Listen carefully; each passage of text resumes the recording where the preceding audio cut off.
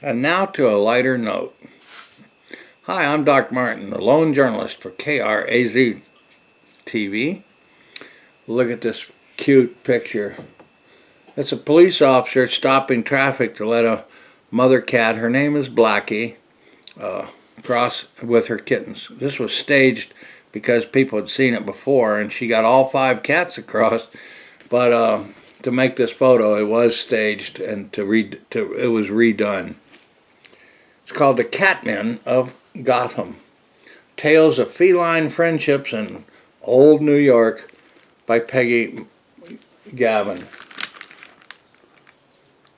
Sure to appeal to cat fanciers. Alright, Peggy Gavan is a journalist and senior editor who lives in Warwick, New York. She is the author of several children's books and the blog, The Hatching Cat, True and Unusual Animal Tales of Old New York, which has been profiled in Newsweek and the New York Times. Cover art, mother cat Blackie halts traffic as she transports her 5 kittens. Photo by Harry Warnick, New York Daily News Archive via Getty Images. The 19th century was a tough time to be a stray cat in New York. The city's human residents dealt with feline overpopulation by gassing unwanted cats or tossing them into rivers. But a few lucky strays were found by a diverse array of men, including firemen, cops, athletes, politicians, who rescued them from the streets and welcomed into their homes and hearts. This book tells the story of these heroic catmen of Gotham and their beloved feline companions. Not only does it introduce us to some remarkable men, but we get to meet many extraordinary cats as well, from Chinese stowaways prowling the Chelsea piers to the sole feline survivor of the USS Maine explosion. Among the 42 profiles, we find many feline Cinderella stories, such as humble cats achieving renown as sports team mascots, artists, muses, and even presidential pets. Sure to appeal to cat fanciers and the history fans alike, The Catmen of Gotham will give readers a new appreciation for old New York and the people and animals who made it their home. Journeying through the streets of Manhattan and Brooklyn, it will amuse and astound with tales of powerful men and their pussycats. What a sweet, sweet book. The stories about the cats in here is just... One of them saved City Hall one time. There's very few pictures in here, but the police had them and all that. But look at this old tomcat. He's a tough old cat. His name was Tom Casanova Lamb.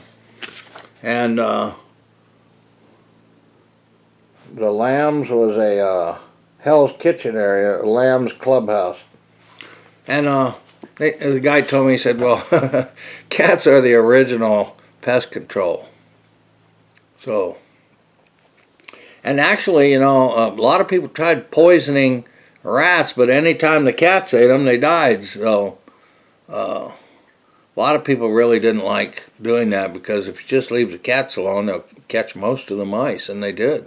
Well, in City Hall anyways, one of the mayors or somebody had left a cigar burning or something on top of his desk, and it caught the papers on his desk, and it was flaring up pretty good when the cat come along. And he ran outside and started meowing and going crazy, and people said, what the heck's wrong with the cat? They ran inside and just barely put out the fire that was going to burn City Hall down. So that's just one story. There's just so many of them. Cats saving people's lives. And then one woman, she had Angora cats, Angoras, excuse me. And but she was like not a stalker per se, but she really loved Roosevelt, but she was going to kill herself, and she made a special will that those 2 cats were to be given to President Theodore Roosevelt. And then she did eventually wind up drinking chloroform, poor thing.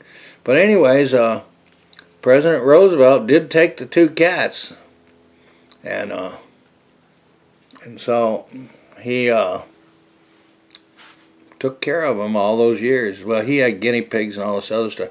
Here's another story. A building burned down.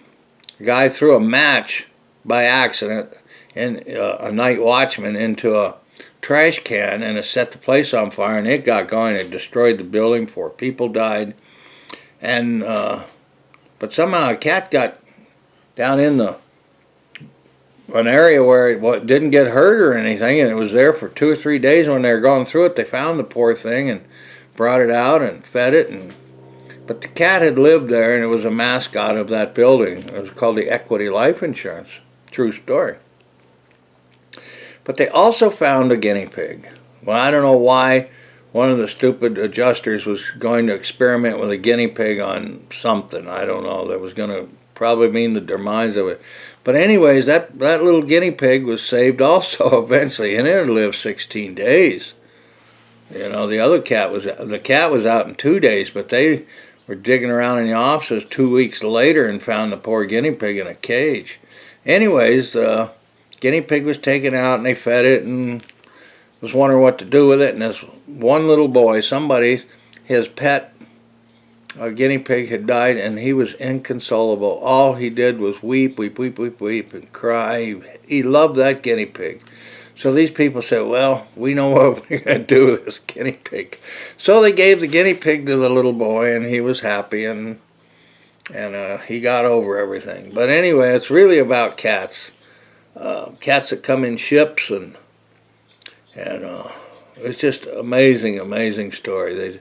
There's ones that lived with the police down in the tombs, they call it, where the prisons were and all that stuff. Politicians had cats, you know, some of the bigwigs, and a lot of them had articles written, and you know, once a newspaper picked it up like this picture went viral in its day, even though it was staged. But this really did happen. It's just that they didn't catch it at the right time, so they took the cat and the kitten and went across the street and persuaded the cop to stop traffic to let it carry it back across. That wasn't a one-take production. Anyways, what a sweet, sweet story about some people. And they got angry at people that wanted to hurt the cats. They would not allow anybody to touch a hair on their heads. And they were princesses and little old toms and little strays. And most of them came in on their own. They weren't brought there. They just came out of the rain and decided to stay. And a lot of them were always rewarded with all the guys' lunches and stuff like that. There's one story in here about during the war, a guy had fed it salmon, and then there was a ration and couldn't feed it salmon.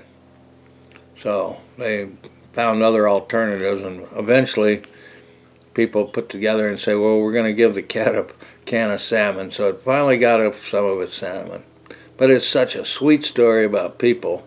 There's a few women in here, but it's mostly about the trades and the what do you call them, administrative sections of insurance companies and things like that were run by men that love these cats. Well, I've got 10 feral cats here, and I feed them and take care of them best I can, but I've never seen them. Today I saw old Mama Cat out, but she must have knew I was going to be doing this book review, because I hardly ever see them, but we still take care of them. Thanks for watching KRZ TV, and take care of the kitties. They take care of us. Bye. Got this book at the library, Tucson Public Library.